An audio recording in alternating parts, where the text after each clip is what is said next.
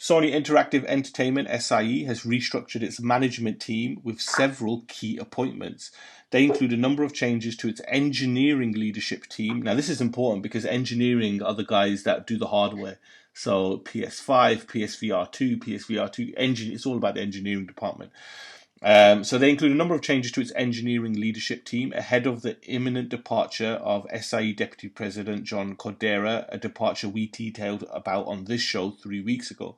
Cordera, who previously led the teams who developed the infrastructure for PlayStation Network, is taking on a new role which will include leading digital transformation for all of Sony. That's everything, movie, music, everything.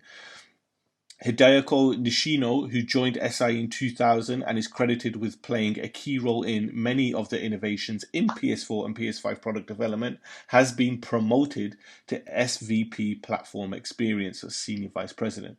Reporting directly to SIE CEO Jim Ryan, San Mateo, California-based Nishino will oversee network engineering and operations, R&D, design, data strategy, and operations, in addition to managing product and platform development. That's just, probably one of the most, if not the most important role at Sony, right? Not the CEO, but the guy who runs R&D and design. He's got the most important job, right?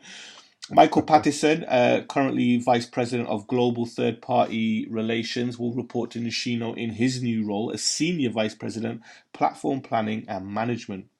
During almost 8 years with the company, London-based Pattison is credited with being a key figure in building SIE's portfolio of PS4 and PS5 business partnerships, and is said to be a leading advocate for the indie development community.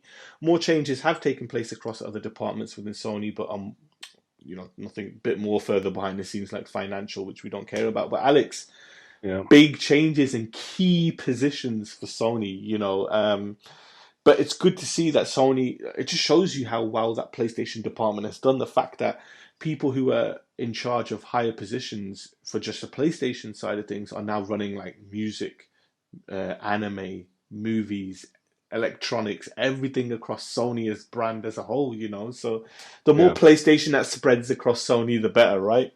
Yeah, it is, and I guess it's just making sure that they're running a lot more efficiently, especially with that. Was it Hideki Nishino?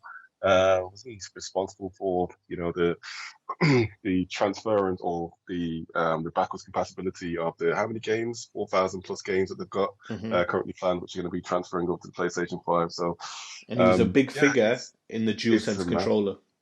Yes. Oh, yeah. There you go. You know what I mean? He is. Yeah, he's the main man.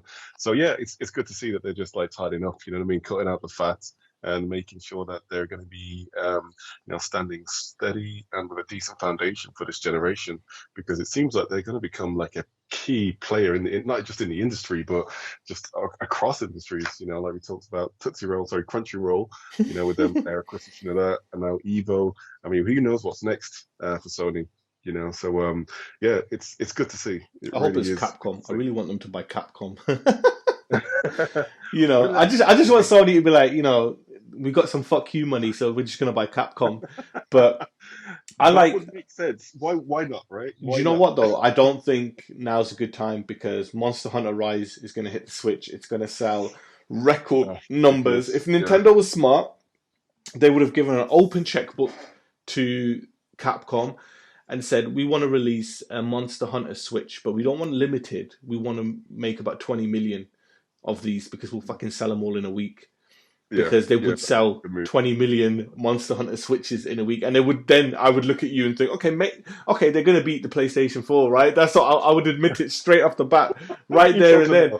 That's going to happen. That's like 2-3 years away yet, bro, when another Switch has to come out to do it, By but the end of this year. It's crazy, but I think Sony are smart with what they're doing, they buy third-party partnerships. They don't need, because again, we'll talk about, I think it's a great episode next week to actually really delve into Sony's first party versus Microsoft's first party. I think we should do that next week, right? A proper detailed look into it in the latest PSX.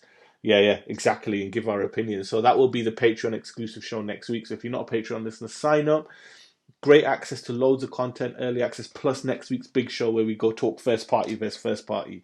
But Yeah, great moves, and it's always good to have fresh ideas, in there. And that's not me making it. My chair is squeaking like absolutely crazy. I don't know what's it's gonna. If I break and fall, right, just fell off the chair, gave way. But Yeah, get some you know, WD-40 on it, mate. I know, I know. Yeah, So number good move. four, and this is like